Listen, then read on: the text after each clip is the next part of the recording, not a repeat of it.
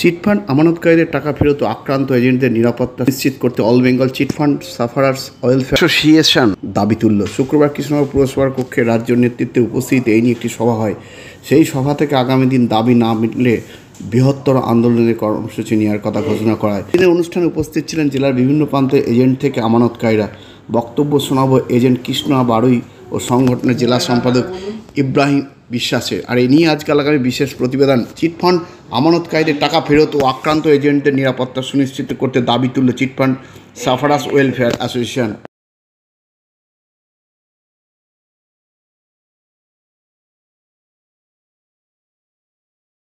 আমি BA pass করেছিলাম, কিন্তু আমার লাখ ফেভার করিনি, আমি চাকরি পাই।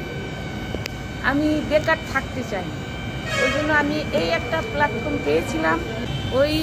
ওই লোভে আমি এইখানে পা দিচ্ছি, দিয়ে ভালোই চলছে। আমি টোগো রিটেল মার্কেটিংয়ের এজেন্ট ছিলাম। সমস্যায় ভুগছি হলো আমি আমার আমানতকারীকে টাকা ফেরত দিতে পারছি না। জুলুম করছে, বলছে গরু ছেড়ে নিয়ে যাব, বাইক দিয়ে যাব, না হলে তোমার জমি ছেড়ে দাও, আমি জমি চাষ করব। ধরনের উৎপাত। 30 লাখ তোলা আছে, টাকা তো আমি কোম্পানিতে জমা দিয়েছি।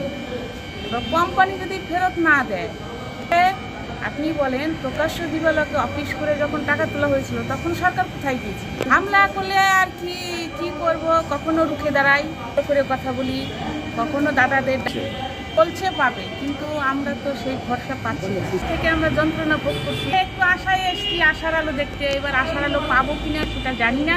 আশা করছি যদি ফেরত পাই। বেঙ্গল চিটফান্ড সাফারার ওয়েলফেয়ার অ্যাসোসিয়েশনের নদিয়া জেলা কমিটি একটি সাধারণ সভা ডেকেছে। সেখানে এই সংগঠনের মূল যে দাবি সেটা হচ্ছে সমস্ত চিটফান্ড আমানতকারীদের টাকা যে সমস্ত চিটফান্ড কোম্পানিতে রেখেছে, উভয় সরকার দায়িত্ব নিয়ে যেন ফেরত দেয়, বা দায়িত্ব উভয় সরকারের। সেখানে সুপ্রিম কোর্ট হাইকোর্টের নির্দেশে যে তালুকদার কমিটি হয়েছে, উভয় সরকার সেই কমিটিকে ঠিকমতো সহযোগিতা করছে না, যার জন্য সাধারণ মানুষ তাদের কষ্টার্জিত লগ্নিকৃত টাকা ফেরত পাচ্ছে না।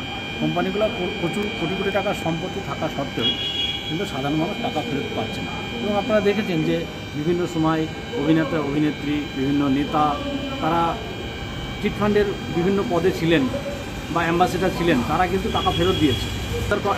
শ্যামল সেন কমিশনের মাধ্যমে রাজ্য সরকার যে তামাকজাত দ্রব্যের উপরে 10% যে ট্যাক্স বসিয়েছিল, সেখান থেকে কিন্তু প্রচুর টাকা কালেকশন হয়েছে। টাকা কিন্তু রাজ্য কেন্দ্র সরকারের কোষাগারে পড়ে আছে। সাধারণ সভা করছি, আগামী দিনে আমরা রাজ্যে একটি জনশুনানি করব বিশিষ্ট ব্যক্তিদের উপস্থিতিতে এবং বিশিষ্ট বুদ্ধিজীবীদের উপস্থিতি। সাধারণ মানুষ তাদের কষ্টের টাকা অনতিবিলম্বে ফেরত পাক। কারণ কোম্পানি তারা যেখানে লগ্নি করেছিল সেই কোম্পানিগুলোর প্রচুর টাকার সম্পত্তি আছে। কোর্ট অর্ডার দিয়েছে, রাজ্য কেন্দ্র সরকার তাদের দায় স্বীকার করেছে, অথচ সাধারণ মানুষ কিছু মানুষ হয়তো পেয়েছে, যেমনি রোজ ভ্যালি বা কয়েকটা কোম্পানির মুষ্টিমেয় কিছু মানুষ টাকা পেয়েছে, কিন্তু ওভারঅল অনেক মানুষ এখনও টাকা পায়নি। তাদের টাকা যেন তাড়াতাড়ি ফেরত হয়। এই টাকা ফেরত হবে, কোর্ট অর্ডার দিয়েছে, কোম্পানিগুলোর সম্পত্তি আছে, কমিটির মাধ্যমে সাধারণ মানুষ যেন টাকা পায়, এটাই আমাদের মূল দাবি। আমাদের রাজ্য কর্মসূচি আছে, সেই কর্মসূচিকে সফল করা, এবং এর মধ্যে যদি আমাদের দাবি পূরণ না হয় আগামী দিনে বৃহত্তর একটা আন্দোলন